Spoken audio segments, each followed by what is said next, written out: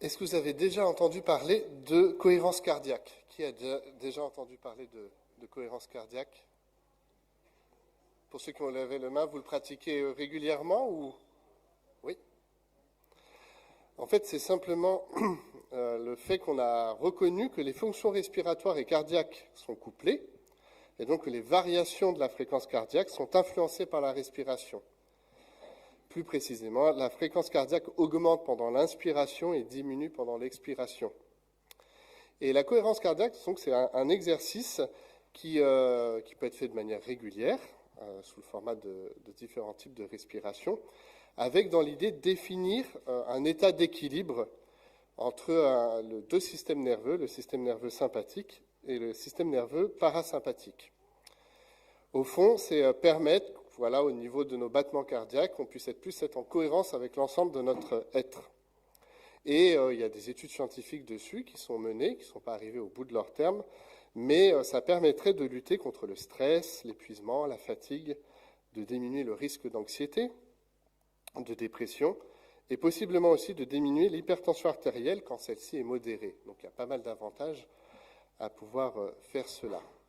Et je trouve que c'est une belle image pour souligner le besoin de cohérence qu'on doit avoir entre notre cœur et notre être. Alors, je vais aller un peu plus loin que simplement la cohérence cardiaque sur l'aspect scientifique, mais on pourrait aborder ça sous l'aspect spirituel.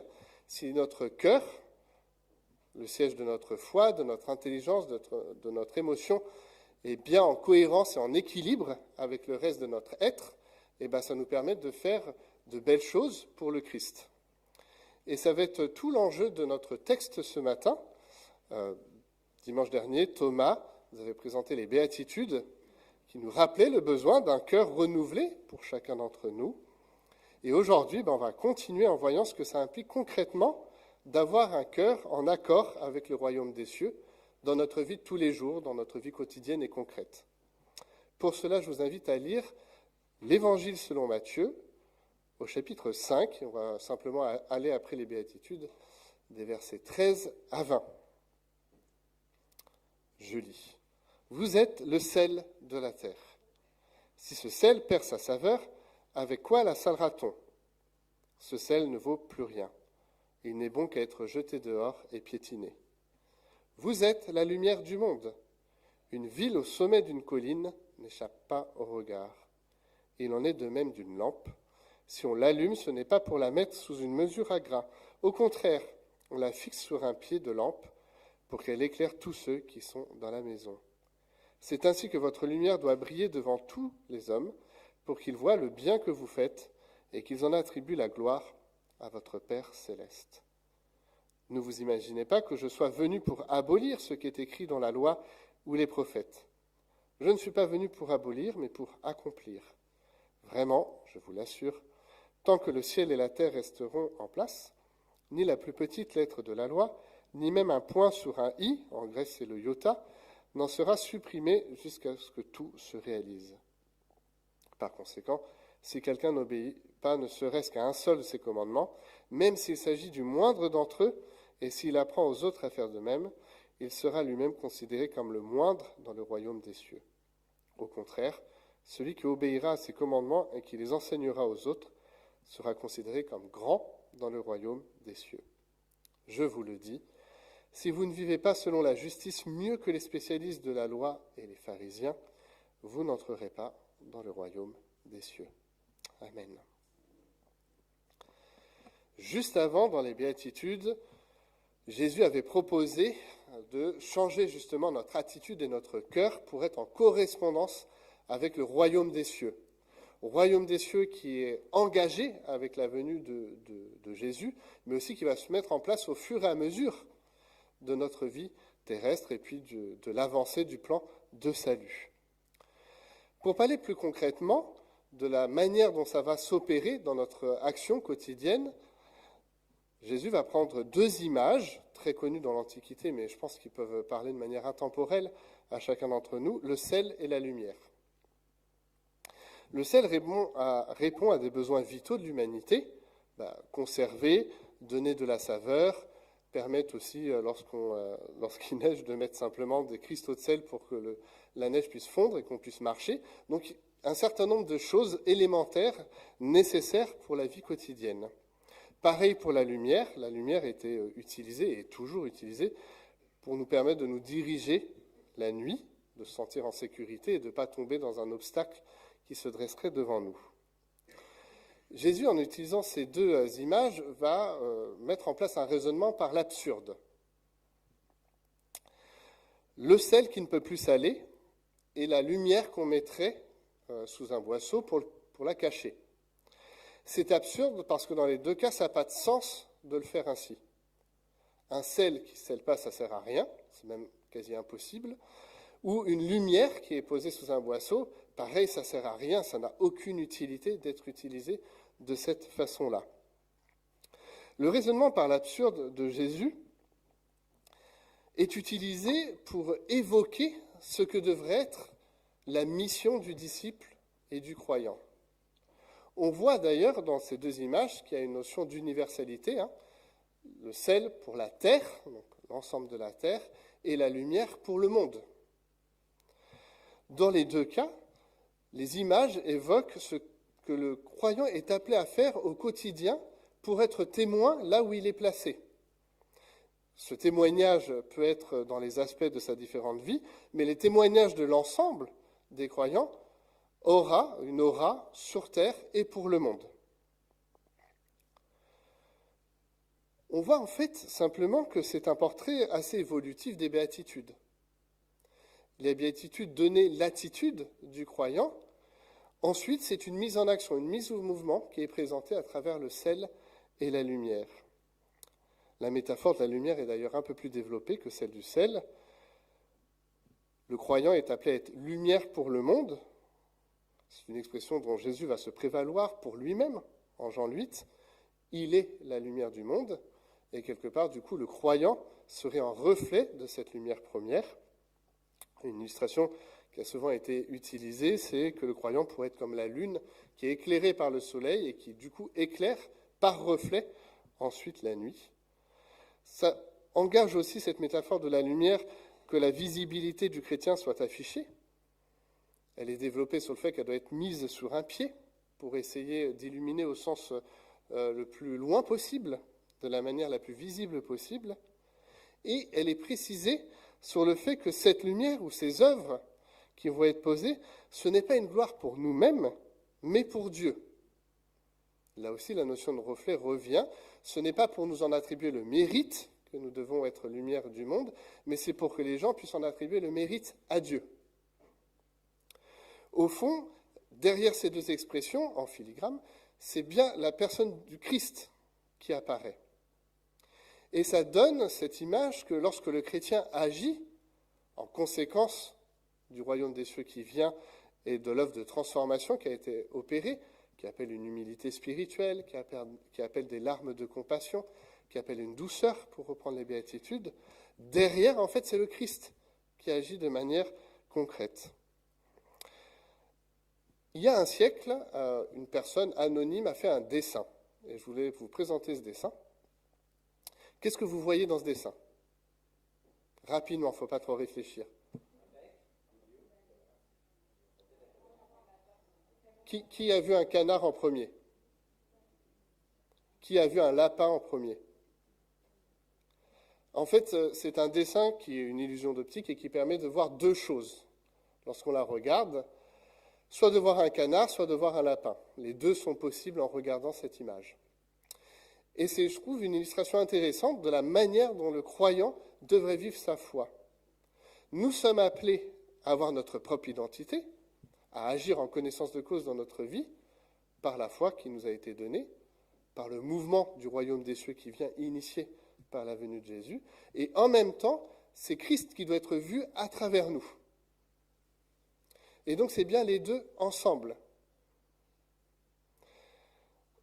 Cette image est importante pour la vie du disciple et pour saisir la relation qu'il y a entre, d'un côté, Jésus et le croyant. Et le fait que nous pourrons être sel et lumière qu'à travers l'œuvre de Christ. L'autre élément de ces images, peut revenir en arrière. C'est simplement que le sel et la lumière sont indiqués, même si c'est impossible, qu'ils pourraient ne plus saler pour le sel et qu'ils pourraient être cachés pour la lumière. Cette impossibilité est signifiée comme le fait que même si ça nous paraît aberrant qu'un sel ne sale plus et qu'une lumière soit cachée pour ne pas briller, c'est une réalité possible dans la vie du croyant. On peut penser simplement à cette parabole, je ne sais pas si vous vous souvenez d'elle, mais de cet homme à qui on a remis une dette énorme. Et il va, lui, vers une personne qui a une très petite dette envers lui, alors qu'on aurait attendu, c'est le schéma le plus standard, qu'il remette la dette, la petite dette que cet homme avait vis-à-vis de lui. Il lui dit, toi tu payeras jusqu'au dernier cent. Ça nous paraît impossible et pourtant, nos réactions parfois défient l'impossible. Et du coup, cet appel est à considérer dans le fait que même si malheureusement nous ne pouvons pas toujours être sel et lumière, et qu'il y a certains moments de nos existences que nous sommes tentés de la violence au lieu de la paix, qu'au-delà de l'humilité spirituelle, nous pouvons être appelés à un orgueil spirituel, c'est bien un mouvement qui est initié. Et que parfois, le sel que nous sommes pourra ne plus saler, puis ressaler à nouveau, et des fois, la lumière que nous sommes pourra être cachée avant de rayonner à nouveau.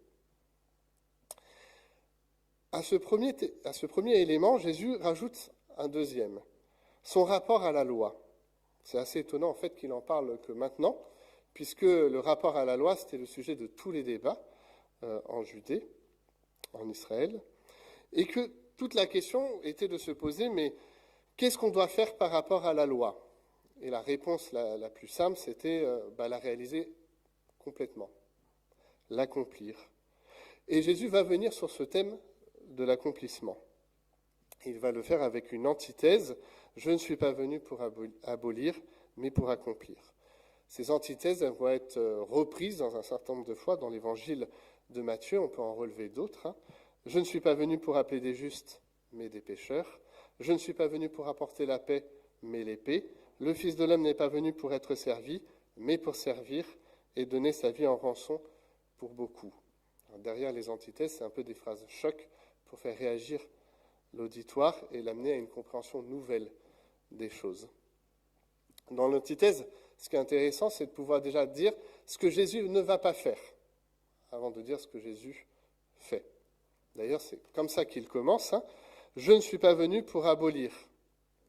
On pourrait rajouter à ça qu'il n'est pas venu maintenir la loi, puisqu'il précise que ce n'est pas la question du maintien, mais de l'accomplissement qui va être posée.